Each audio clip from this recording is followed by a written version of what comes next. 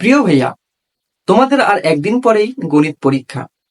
তোমরা এখনো অনেকেই এই গণিত নিয়ে অনেক চিন্তায় রয়েছো। গণিতের 17টি অধ্যায়, এত অধ্যায়গুলো তোমরা কিভাবে পড়বে, কিভাবে শেষ করবে? তুমি কিছুই পারো না, কিছুই পড়োনি, তোমার পাশ করা নিয়ে টানাটানি পড়ে গিয়েছে।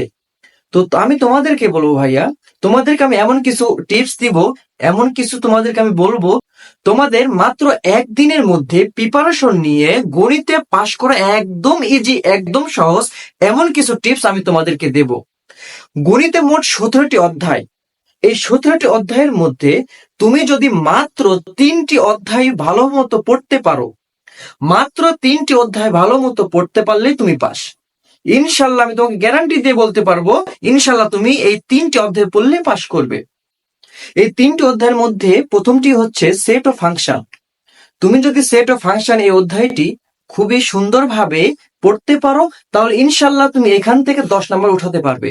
আর এই সেট অফ ফাংশন অধ্যায়টি কিন্তু একদম ইজি, একদম সহজ। এরপরে তৃতীয় অধ্যায় হচ্ছে বীজগাণিতিক রাশি। এই বীজগাণিতিক রাশি এই অধ্যায়টি কিন্তু অনেক সহজ রয়েছে। তুমি যদি এখান থেকে ম্যাক্সিমাম কিছু অঙ্ক করে যাও, মান নির্ণয় করার অঙ্ক করে যাও, তাহলে ইনশাল্লাহ এই 2 নাম্বার এবং 3 নাম্বার এই দুইটি অধ্যায় মিলে তুমি 14 থেকে 15 নাম্বার ইজিলি উঠাতে পারবে। এবং সর্বশেষ হচ্ছে পরিসংখ্যান। পরিসংখ্যানটা কিন্তু একদম আমাদের জন্য একটা প্লাস পয়েন্ট, একদম সহজ একটা অধ্যায়, যেখান থেকে গড়, প্রচুরক, অজীব রেখা ইত্যাদি এই যাবতীয় মাত্র কয়েকটা জিনিস যদি তুমি ভালোভাবে পড়ে যাও, তাহলে এখান থেকে ইজিলি তুমি 10 নাম্বার উঠাতে পারবে।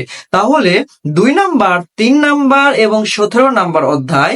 এবং ভাইয়া তোমাদেরকে আরেকটা অধ্যায়, এর সাথে সাথে আরেকটা বিষয় তোমাদেরকে বলবো, যেটা তোমাদের জন্য একটা প্লাস পয়েন্ট, তা হচ্ছে জ্যামিতিক বিষয়ের মধ্যে আমরা কিন্তু সম্পাদ্য উপপাদ্য থেকে সম্পাদ্য অনেকটাই সহজ মনে করি এবং এটা আমাদের কাছে সহজ লাগে।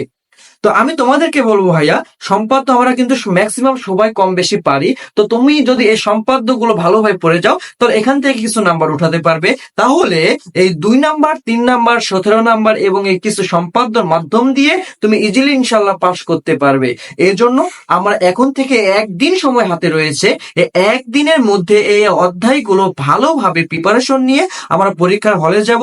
ইনশাল্লাহ আমরা অবশ্যই অবশ্যই 33 মার্ক উঠাতে পারবো এবং পাস করব।